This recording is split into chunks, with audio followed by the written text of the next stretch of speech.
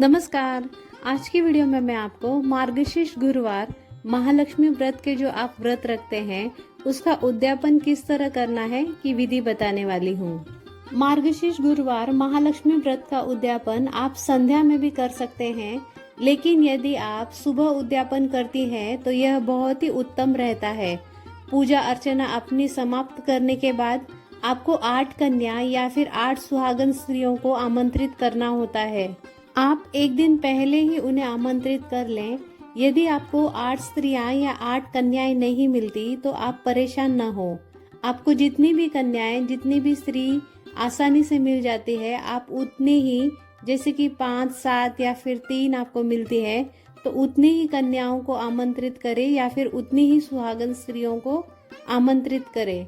उसके बाद सभी को अपने द्वार पर, अपने घर पर बुलाएं। बुलाने के बाद सभी के चरण पखारें। माता लक्ष्मी जी का स्वरूप समझकर, जिस प्रकार हम नवरात्रि का पूजन करते हैं, कन्याओं को साक्षात माता दुर्गा का स्वरूप समझकर इसी प्रकार से उनकी भी माता लक्ष्मी जी का स्वरूप समझकर पूजा करें। उनके चरण पखारें, उनको सिंदूर लगाएं, उन्हें आसन देकर बिठाएं। यह समझे कि माता लक्ष्मी आपके घर में स्वयं पधारी हैं। उसी तरीके से आप उनकी सेवा पूजा करें। अब प्रसाद की बात आती है तो प्रसाद में आप जैसे मीठा प्रसाद बनाकर उद्यापन करती हैं तो बहुत अच्छी बात है। यदि आप नमक वाला भोजन करवाना चाहती हैं तो आप पहले मीठा भोजन करा दें, उसके बाद सब्जी, पूरी इत्यादि जो भी आप खिलाना चाहती हैं खिला सकती हैं। लेकिन भोजन सात्विक तरीके से बना हुआ होना चाहिए, उसमें प्याज लहसुन का उपयोग नहीं किया जाता। मीठे प्रसाद में आप खीर का भोजन करवा सकती हैं, हलवे का भोजन भी आप करवा सकती हैं।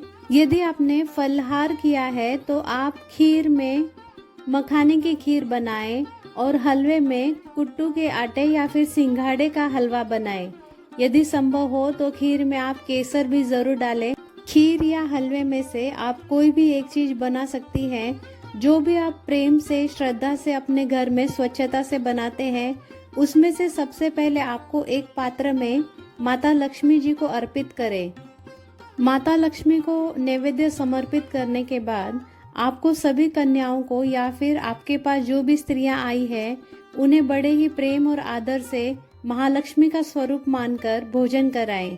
सबसे पहले आप उन्हें मीठा भोजन दें, उसके बाद उन्हें पूरी सब्जी जो भी आप खिलाना चाहती हैं वह खिला सकती हैं। बिना लहसुन प्याज का सात्विक भोजन कराने के बाद आप सभी लोगों को दक्षिणा दें, फल दें, मिष्ठान दें। माता लक्ष्मी की व्रत कथा की एक एक प्रत भी दें। जो फल इत्यादि आपने माता लक्ष्मी को अर्पित किया है पूजा में, उसमें से आप प्रसाद के रूप में दे सकती है सबको। जो आपने पात्र में मुख्य रूप से प्रसाद अर्पित किया है, खीर या हलवा, आप उसे स्वयं ग्रहण करें और अपने परिवार के अन्य सदस्यों को भी दें। यह नियम होता है, माता लक्ष्मी जी को आप खीर अर्पित करेंगी, वो आप स्वयं खाएं या फिर अपने परिवार के सदस्यों को दें। किसी और को वह खीर खाने के लिए ना दें। आप सुहागन स्त्रियों को कुछ न कुछ सुहाग की सामग्री या फिर श्रृंगार की सामग्री अवश्य भेंट स्वरूप दें। सुहाग की सामग्री में आप उन्हें लिपस्टिक, बिंदी, काजल, सिंदूर, नेल पॉलिश, शीशा, कंघा, ब्लाउज पीस इत्यादि सामान दे सकते हैं। अगर आपका सामर्थ्य है तो आप उन्हें साड़ी भी भेंट स्वरूप दे सकते हैं। अब बात करते हैं दान की। दान के बिना कोई भी व्रत संपूर्ण नहीं माना जाता। आप किसी मंदिर में या फिर किसी ब्राह्मण को दान दे सकती हैं। आप दान में अन्न दान कर सकती हैं, वस्त्र दान कर सकती हैं, फलों का भी दान किया जाता है।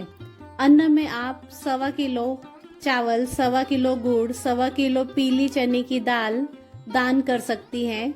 दान की सामग्री आप अपनी सामर्थ्य के अनुसार कम या ज्यादा भी कर सकती हैं। आप बस श्रद्धा और प्रेम से दान करें। जो भी वस्तु आप दान करेंगी उसे आप अपनी पूजा में जरूर शामिल करें। जैसे कि मैंने आपको पहले बताया कि यदि आपको 8 स्त्रियां या 8 कन्याएं नहीं मिलती तो आप जितनी भी मिल जाए स्त्रियां या कन्याएं, उन्हें घर बुलाकर उनका विधिवत पूजन करके उद्यापन कर सकती हैं। यदि आपको बाहर का कोई भी नहीं मिलता, ना कोई कन्या मिल पाती है, ना कोई सुहागन स्त्री आपके घर के आसपास रहती है, तो आपको आपके घर में यदि कोई कन्या है या कोई सुहागन स्त्री है तो भी आप आपके घर की ही सदस्य को उसी तरह से विधिवत पूजन करके उद्यापन कर सकती हैं। आपके पास यदि यह भी व्यवस्था नहीं हो पा रही है तो आप गौ माता के पास ले जाकर उनको प्रणाम करके उन्हें सारा प्रसाद खिलाकर आए। जो भी आप भेंट स्वरूप देना चाहती हैं, मान लीजिए स्त्री या कन्या को जो भी आप दान स्वरूप करना चाहती हैं उद्यापन में, वही सारी चीजें आप लेकर जाकर किसी मंदिर में या फिर किसी ब्राह्मण ब्राह्मणी को दे सकती हैं। तो इस तरह से भी आप उद्यापन कर सकती हैं अगर आपको कोई स्त्री या कोई कन्या नहीं मिल रही हो तो। यदि आपको स्त्री और कन्याएं मिल जाती है तो बहुत अच्छी बात है, अगर नहीं मिलती तो आप इस तरीके से उद्यापन कर लीजिए। मान लीजिए आपने सुबह उद्यापन कर लिया या फिर आप शाम को उद्यापन करने वाली हैं, तो भी आपको व्रत रखना है, आपको अन्न ग्रहण नहीं करना। सुबह के समय आपको पूरा व्रत संपूर्ण करना है। जैसे संध्या पूजन के बाद जो मुख्य प्रसाद आपने अर्पित किया है हलवा या खीर का, उस प्रसाद को ग्रहण करना है। बाकी आप अपना फलहार लेंगी, इसके बाद कुछ भी ग्रहण नहीं करना है। अब बात करते हैं पारण की, तो पारण आपको शुक्रवार को सुबह ही करना होता है।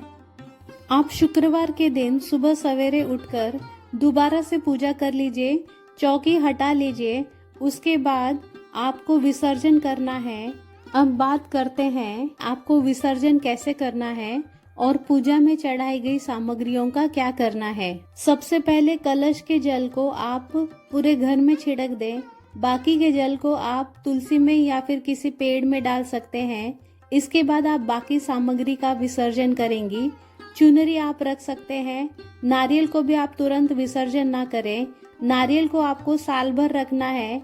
आप अपने धन रखने के स्थान पर उस नारियल को रख सकते हैं।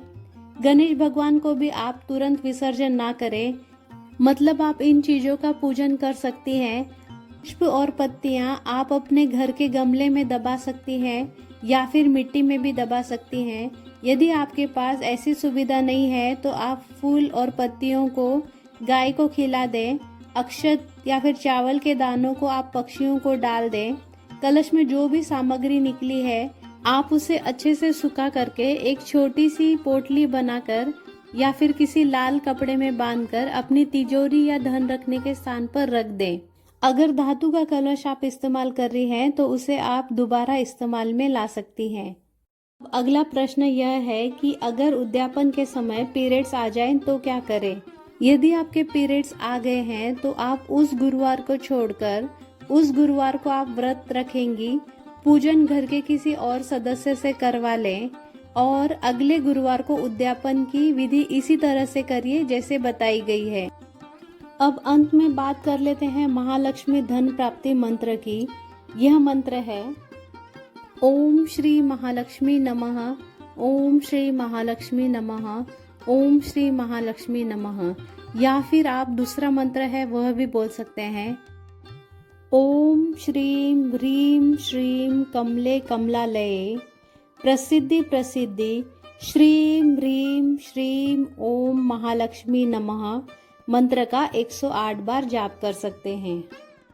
महालक्ष्मी की कृपा सदा आपके जीवन पर बरसती रहे, इसी मनोकामनाओं के साथ आज के वीडियो में बस इतना ही। अगर आपको वीडियो पसंद आया हो तो प्लीज लाइक एंड शेयर करिए, कमेंट बॉक्स में जय महालक्ष्मी लिखिए और मेरे चैनल को सब्सक्राइब करिए। Thank you.